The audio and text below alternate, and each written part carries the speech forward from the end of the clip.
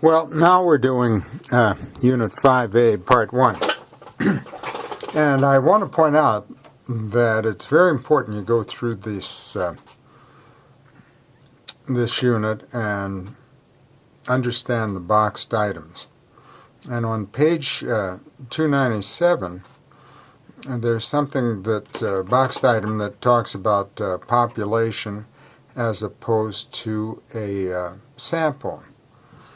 And a sample is a subset of a population.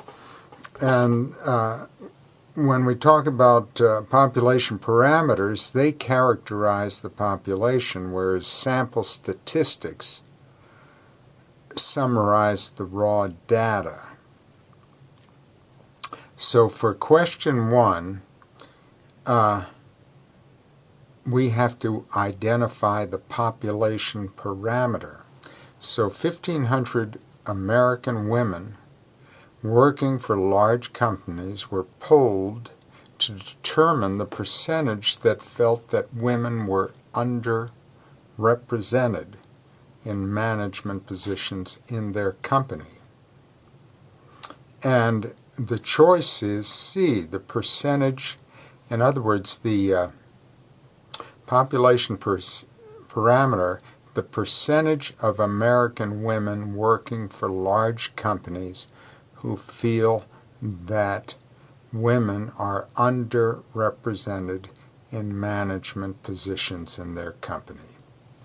Now for 2, we've got to describe how you would, by the way, as I said, that information relative to populations and samples is on page 297.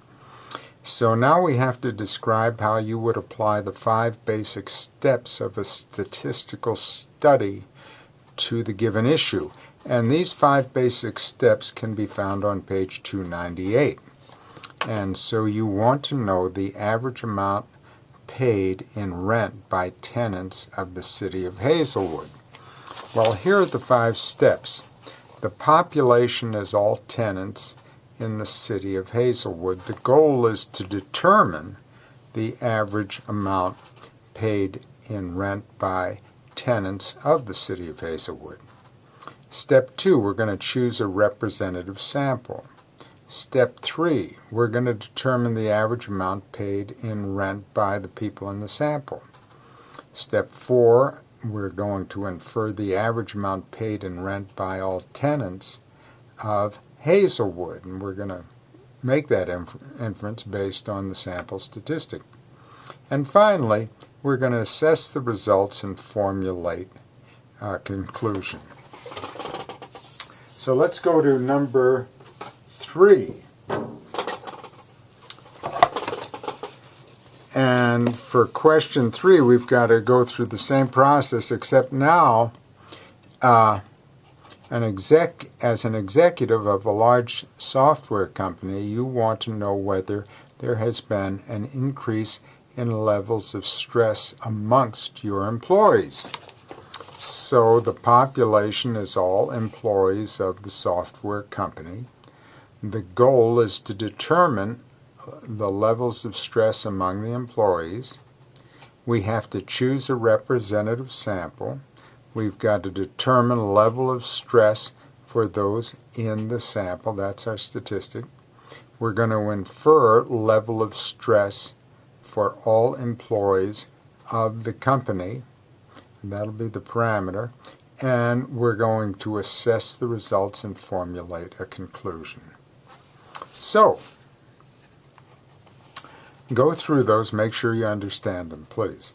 For question 4, this has to do with, for the study below, describe or identify the sample. So a bank manager wants to know the average amount of time customers of his bank have to wait in line. 300 customers were polled and asked their average wait time at the bank. 27 of the 300 were extremely dissatisfied with the amount of time they had to wait in line in recent months. So the 300 has to be the sample, and it is, and that's A. For 5 and 6 have to do with, we've got to determine whether the sampling is simple, random, stratified, systematic, or convenience. And if you go to page 300, you'll see the definitions for those. So a sample consists of, this is number 5, a sample consists of every 20th student who leaves the library. And so that's going to be systematic. You do the same thing over and over again. For number 6, and so that's B. For number 6, a market researcher randomly selects 500 drivers under 30 years of age and 500 over 30 years of age. Well, that's stratified. He broke them into 2 different groups and chose one from one and one from the other. So that's A, stratified. So as we said, 5 was B, systematic, 6 was A, stratified, and we'll stop there and go on to part 2.